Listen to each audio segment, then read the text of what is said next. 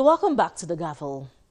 A federal lawmaker in the Senate, Senator Omo-Agege, is sponsoring a bill titled the Sexual Harassment in Tertiary Educational Institutions Prohibition Bill. The bill specifically makes it a criminal offense for any educator in a tertiary educational institution to violate or exploit the student-lecturer relationship for sexual favors. And we sat down with the sponsor of the bill, Senator Omo-Agege, to get more information on the bill. To begin with, for a very long time, we've had this problem. We've had our daughters, our sisters, our nieces who attend these tertiary institutions. Rather than study in a conducive environment, as regular citadels of learning are supposed to be, they've been subjected on a daily basis to sexual harassment. There are instances where they're told that unless they slept with lecturers or other academic staff, they will either flunk the exams or get low grades.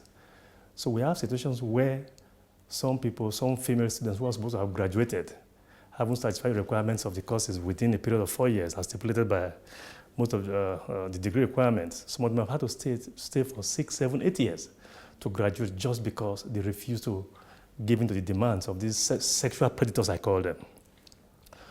I thought to myself, while running for office, and since I won, I decided that we should do a very, very exhaustive research in this area. And in looking at this area, we didn't just look at the academic environment here in Nigeria alone. We also looked at the academic environment in the US. That's where I studied. And I believe most of the lecturers here also studied there in the US. And I know that in the US, we have what we call the honor code in most of the higher institutions. What does it say? That a lecturer, indeed an academic staff, cannot have a sexual relationship with a student of that institution. It's even so bad that lecturers are not even permitted to hold meetings with female students with the doors to their offices closed. It must be kept open at all times. So I'm asking myself, if this thing is good there, why can't we domesticate the same here in a penal form? And what we're seeking to do here, we're not out to punish lecturers, as most of them are thinking. As far as I'm concerned, I'm a product of the University of Benin. I went to school here.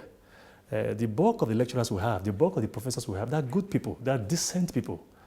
But like in every strata of the society, we also have the bad people, especially most of them who see these girls, these female students, our daughters, our sisters, our nieces, who see these people as their perquisites of their offices, as fringe benefits attached to their offices of being lecturers. And we say enough is enough, it's a bad time we put a stop to this. That's why we came up with this bill. Now, distinguished, we know that issues of sexual offences and sexual abuses, they're usually difficult to prove in court. Do we have, things in this bill that will, add lacuna to block this kind of problems when they arise in court? There's a difficulty in proving them in court. Well, to begin with, before I even answer that, let me just put on record that this bill, we have close to about 50 sponsors right now, in addition to myself as the chief sponsor. So I'm very, very confident, that this bill will clear the second reading and go for public hearing. Now, having said that, let me come to this question. You see, one of the main reasons why we're pushing this bill is because we want to make it a little bit easier on the prosecution to be able to prove these cases in court. Because just like you've indicated, for the most part, it's the award, her award, did she give consent, did she not give consent, she said yes, she didn't say yes, and all of that right there. So what we're trying to do, we want to make it easy, that given that special relationship that exists between the educators and the student, we want to make this a statutory rape. We've never had difficulty with whether or not the sexual intercourse itself took place. The real issue is whether did she give consent or did she not give consent. The lecturer will say, oh, she gave consent. She will say, no, I did not.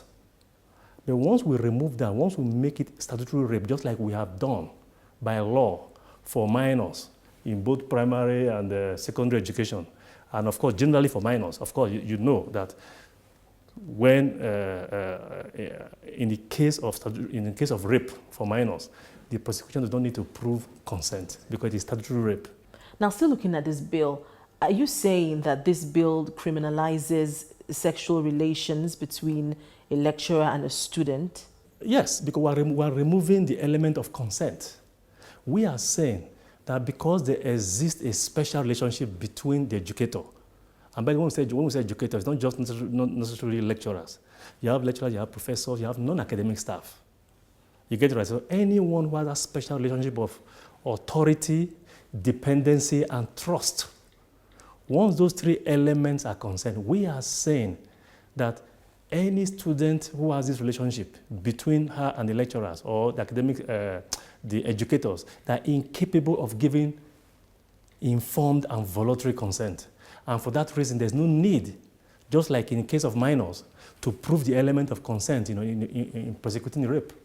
Some of the punishments in the bill, for this kind of offences, what is stated in the bill? Well, we have 5 years in the bill, but no less than 2.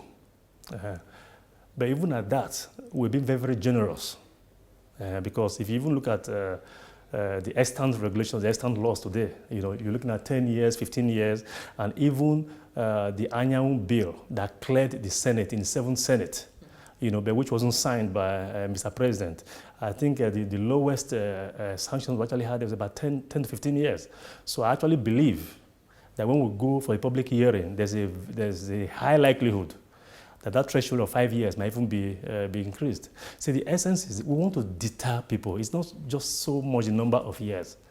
The lecturers or the professors, the educators, they need not be worried about the number of years.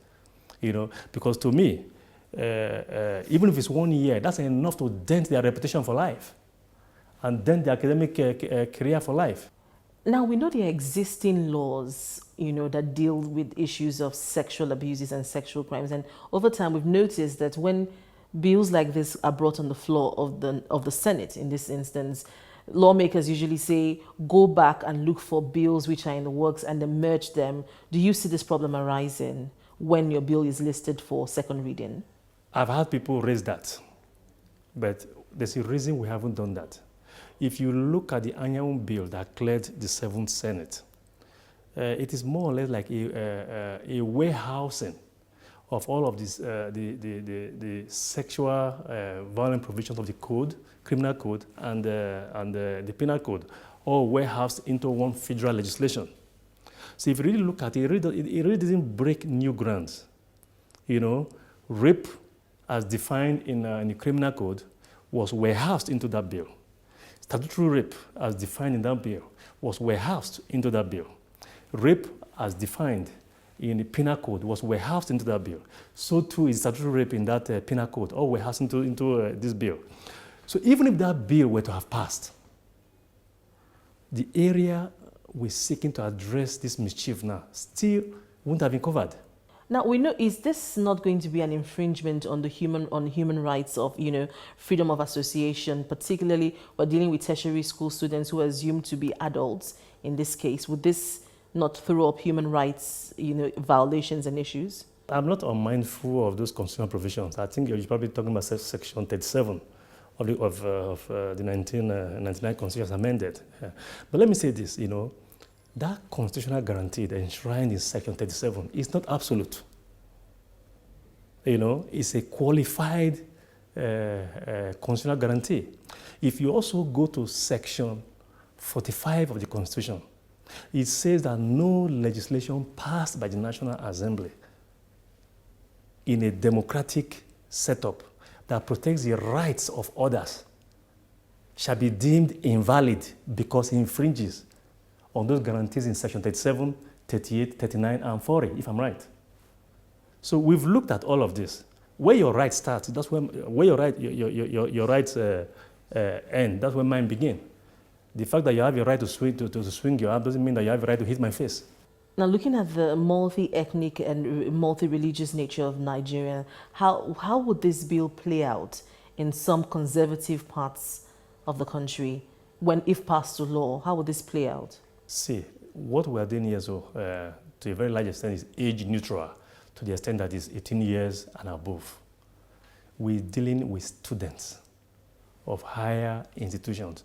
The right we are, the issue of age when it comes to applicability of this already defined both in the penal code, which is applicable in the northern states, irrespective of Sharia, right, and the criminal codes in the south.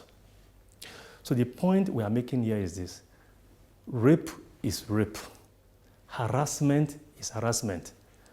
It does not know of whether you are a Muslim or you are a Christian or an atheist or what have you. We are just saying here, nobody should be sexually harassed provided you are a student. We're not even talking about minors now, because the minors is already dealt with, like I said, but I'm sure it's 362 of the penal code, 282 of the penal code, and 362, I believe, of the criminal code. Those ones are already addressed. But we are breaking new grounds in areas that are already determined to be rape under the penal code in the north. So, notwithstanding the Sharia, the penal code which is applicable in the northern states has also defined what is rape. But what we're not trying to do right now is that, okay, we're saying, hey, it's not just rape. We want to make it statutory rape.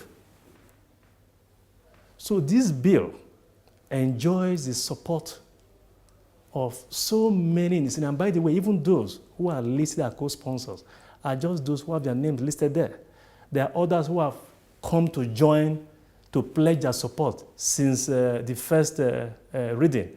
So if you ask me today, I think I'm almost confident that we have close to about 80 to 85 senators who will support this. And when I say 80 to 85, I mean those I've spoken to. The other 15 or 25 or there, but I'm not saying they'll be opposed to the bill. I'm just saying I've not had a chance, to speak with them. And also, we also have some people in the leadership, and I just felt that because they're in the leadership, they're the ones who will preside over the debate and so on. It's not fair to have their names listed. But they're also supporting this bill. Members of the House of Representatives went on an oversight inspection of the NYSC orientation camps in Abuja and Nasarawa states. They were less than impressed with what they met on ground. It's no secret that the living condition in some NYSC camps across the country are less than desirable. Members of the House Committee on Youth Development got a glimpse of the situation when they visited NYSC orientation camps in the FCT and Nasarawa states. Not comfortable with what they saw, the House Committee on Youth Development visited the FCT Minister, Alhaji Mohammed Bello, who promised to intervene in the situation. On the site, we will see what can be done, but the reality is in the short run, being able to identify another site, build and so on, is going to be quite a challenge. Knowing that much earlier, if you recall, the camp used to be a school in Gwagwalada, and gradually it was moved to where you saw it. So now we will quickly be able to intervene on the toilets, because really this is inexcusable. The fan and so on that you have mentioned, and whatever rehabilitation we will be able to do as quickly as possible. A youth corps member also complained about the lack of a standard medical facility in the orientation camp.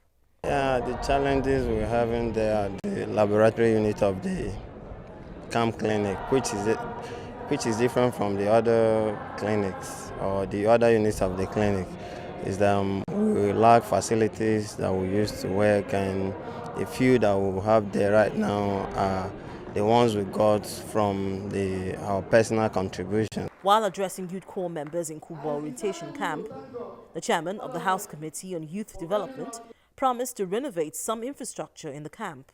The House Committee on Youth Development has therefore decided that as many members of funds that will be required to make you sleep comfortably, we are going to donate all the water.